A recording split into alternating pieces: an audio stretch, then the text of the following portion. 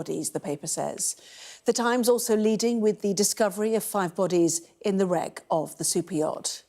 Elsewhere, the Daily Mirror reports on the mum and 3 children killed in a house fire in Bradford. The Guardian says the National Crime Agency could extradite foreign cyber criminals to tackle a rise in the number of young people being blackmailed over sexual images. The Telegraph leads with reports of an Alzheimer's wonder drug that can slow cognitive decline by nearly 30%. According to the Financial Times, the Trades Union Congress is expected to push the government to roll back pay cuts brought in under the Conservatives. While the Eye leads with Fergal Sharkey warning the government has no real plan to fix the country's sewage crisis. Well, the Metro carries calls to give Taylor Swift the freedom of the City of London after her recent Wembley concerts were forecast to contribute £300 million to the capital's economy and £1 billion to the UK overall. And the Star tells us the unfortunate tale involving a python and a lavatory, as it said here. Read that for yourself, as we say. Scan the QR code that you'll see on screen during the programme. You can check out the front pages of those newspapers while you listen to our guests. So let's head to Aubrey and Annabelle. Welcome to you. And, you know, the news today that the families had been dreading. 5 bodies found in this superyacht, the Bayesian. 1 person still missing. 4 bodies recovered in what has been, no doubt, a really difficult rescue operation, Annabelle. Yes, a very difficult, as you say, rescue operation, an immensely difficult time for the families of those who are on that yacht. And I think, you know, our deepest sympathies with all of them and for what they're going through at the moment. It is just such a sad tragedy, and it seems to have been a freak event. The yacht having capsized after a water spout struck it, perhaps because of the size of the mast on the boat. It seemed to have capsized very quickly, sunk very quickly, and a very difficult rescue mission ensued. You know, after that, 22 people were on board the boat. You know, a number did survive, but you know, sadly, unfortunately, the divers have found 5 bodies, and Mail reporting that the tycoon Mike Lynch and his daughter are thought to be among those who have been recovered. I think over the last few days, there's just been that glimmer of hope, hasn't there, that perhaps, you know, they might discover that there had been an air pocket that had allowed those on board who had sunk with the ship to survive until rescuers were able to get to them. But of course, those rescuers are only able to go down for 12 minutes at a time, and having to, it's a dangerous mission for them, facing debris and furniture and that sort of thing from the ship. So very difficult in that respect as well. But, you know, ultimately, I think this is the tragic news that we hope we weren't going to read, but we're perhaps expecting. Well, one technical diving expert we spoke to this evening shocked that they were going down with single canisters of oxygen, actually, which really does limit the amount of time they can go down there. Although employing, you know, other techniques to ROVs, these remotely operated vehicles, and drones as well, breaking through the hull, we understand, because of the difficulties of getting, you know, through the narrow passageways of a yacht, even of this size. So the Daily Mail suggesting, as you said, the tycoon Mike Lynch and his daughter thought to be among those discovered, although the authorities in Sicily have not confirmed the names of those who've been found. The Daily Express as well, divers find the bodies of tycoon and his daughter. And there have been so many tributes to Mike Lynch and the work he's done, the work he could have done, haven't there, over the last few days? There certainly have, and particularly the sort of very poignant comments he made quite recently about how he felt like he'd been given a second lease of life, which seemed to ring particularly sort of harshly given the fate that he appears to have come to. Obviously, we're told that under Italian law, the bodies have to be identified by a family member or someone close to the victim, which is why there hasn't been confirmation from them. But the Telegraph reporting that the director of Sicily's Civil Protection Agency says that Mr Lynch and his daughter are those who've been found. So we're still waiting for confirmation, but lots of the papers reporting Italian authorities believe it was them. Obviously, a really complex operation. Interesting, they say they've got divers who worked on the 2012 Costa Concordia disaster as well, and they've been trying to cut through glass that's sort of 3 centimetres thick, 158 feet under the water. So this has obviously taken a long time, and as that time has gone on, I suspect that the chances of survival have diminished, and that's probably why we're going to end up getting, sad news later today. They have found the 5th body. It sounds like they've not been able to recover it, but they expect there'll be a 6th as well. And the search resumes in daylight, obviously, for the final missing person. The Daily Telegraph starts to talk about the investigation. Everybody wants to know what caused this, and talks about the captain, James Cutfield, 51, being questioned by the prosecutors from the public prosecutor's office in a town nearby for 2 hours. And they've got a quote from his brother, Mark, saying that he was a well-respected, lifelong seafarer. He said Mr. Cutfield had captained luxury yachts for the past 8 years, had worked on them since he was a teenager, and was a very good sailor, originally from North Shore, Auckland in New Zealand. So you start to, emerge about who was on board. And certainly tonight I spoke to the captain of the yacht who had rescued the 15 people. They had been trying really hard themselves to keep around their anchor by turning the engine on and moving around. Then one of his passengers noticed a flare. They put their tender out, went towards what turned out to be the life raft, and brought on board 15 people, including that baby, and including the captain, who had said to him that it went down in a maximum of 2 minutes, although subsequently this captain, Carsten Brunner, said that he'd seen a video that it went down in about 60 seconds. But he also questioned this mast, suggesting that perhaps boat design needs to change because of the size of this mast, 72 metres high, taller than the depth of the water they're in. So there will be questions about the design, even though tonight on Sky News we spoke to the CEO of the manufacturer, and he said it was a very stable yacht. Unsinkable is how he described it. So you start to see... There was another famous ship that was once called Unsinkable, wasn't there? But, well, indeed so, indeed so. But this, the investigation... you need to recover the vessel, presumably, don't you? To see. Absolutely, and often it's kind of out of tragedy that lessons are learned about how to prevent future things like this. I mean, it appears, we hope to have been a freak accident, but, the paper's reporting that the captain of the ship is being questioned by officials in Italy, as apparently is being done to all of the survivors. So I don't think that's to suggest that he's necessarily under criminal investigation. But obviously they'll be keen to understand exactly what he was doing, whether or not this device, which is used to ensure balance of the boat, was raised, and whether or not that might have contributed or potentially helped the boat be stabilised in spite of the freak weather event. But that will certainly be part of the next phase of the investigation. I think when there are tragedies like this, and as you say, it does at the moment look like a freak event, there's always this temptation to try and point the finger. So, it would be the crew, and did they follow the protocols? Did they batten down the hatches that they should have done? But as you say, Anna, would have been immensely quick from the sounds of things. Could they have responded quickly enough? It would be the design of the boat, that it was quite open plan, there was a lot of glass. Did that make it more vulnerable? The mast, as we've discussed, there have been questions also about the anchor. Was the anchor dropped correctly? Did that budge slightly to make the ship more vulnerable? And ultimately, you just have to wonder whether, unfortunately, despite the fact that they're in quite a sheltered place, they just weren't protected against this. Yes, and maritime authorities say, can you cater for improbable events which cause catastrophe, effectively, and you can't always factor those in.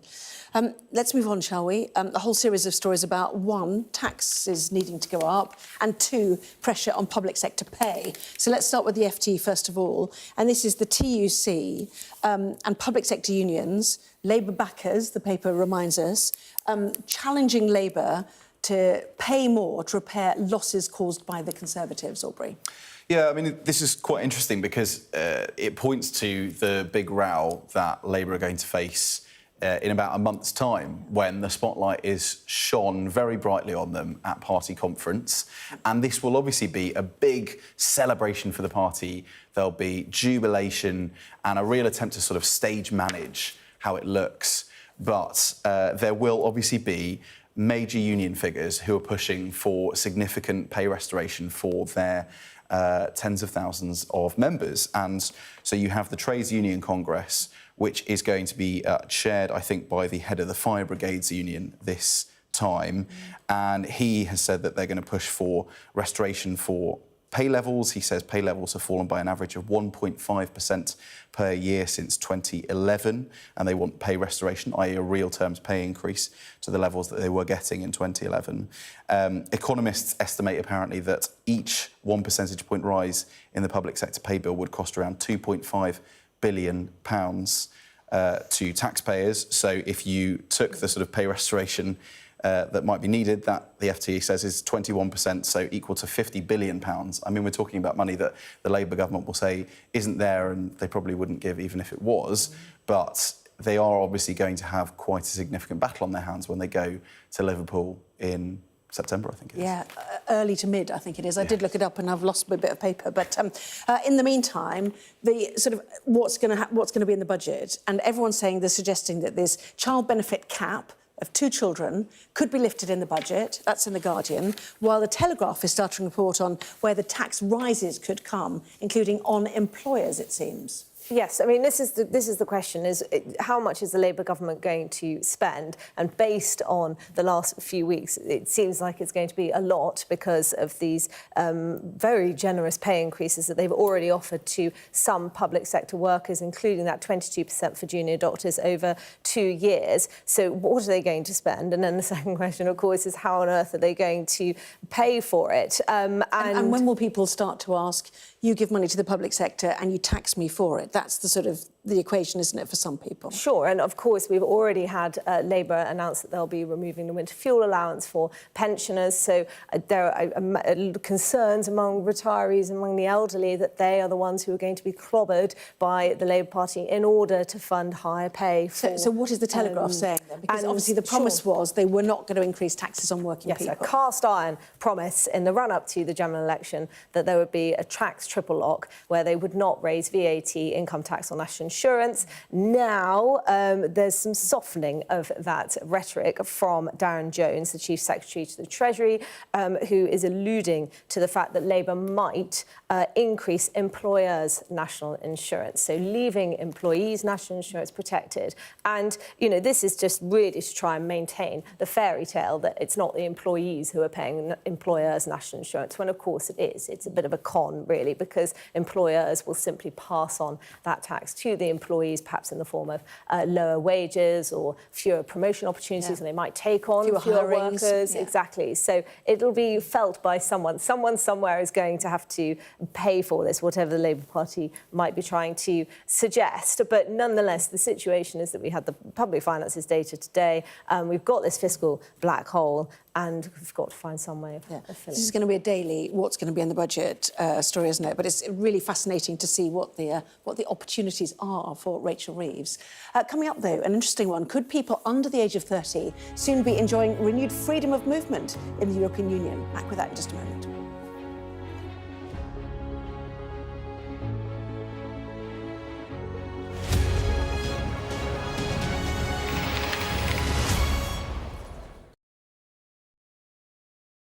I'm Dominic Waghorn, Sky's International Affairs Editor, covering a world that seems to be unravelling. War, unrest, revolutions. It's not his country, it's ours, and we're going to take it back. They have succeeded for the first time in their country's history in removing a leader from power. Now, freedom! There was fighting here, but there's clearly now a lull, and they're using it to bring up more ammunition. We take you to the heart of the stories that shape our world. This is a mass exodus in which Russia is hemorrhaging some of its brightest and its best. According to the local weather channel, there have been more than 2,500 lightning strikes, torrential rain and flash flooding, all on top of this week's lethal tornado. What stays with you most in this job is some of the people you meet. What is your worst fear about what the Russians want to do to the children? They're just boosting demographics by stealing young people. Would you like to take the opportunity, Mr. President, on Sky News to invite Barack Obama to come here? Mr. Trump, are you running for president? Can you confirm it? We're going to take a look, a very serious look. On that day, we saw your fighters killing women, killing children. Was that a mistake? Did you go too far? You couldn't control your fighters? The full force of the state is being used to crush any protest. It's half an hour now past the deadline that Hamas issued with its ultimatum to the people of Ashkelon, and we've now seen a third barrage of rockets coming in. Another alarm. The mood here is jittery and nervous.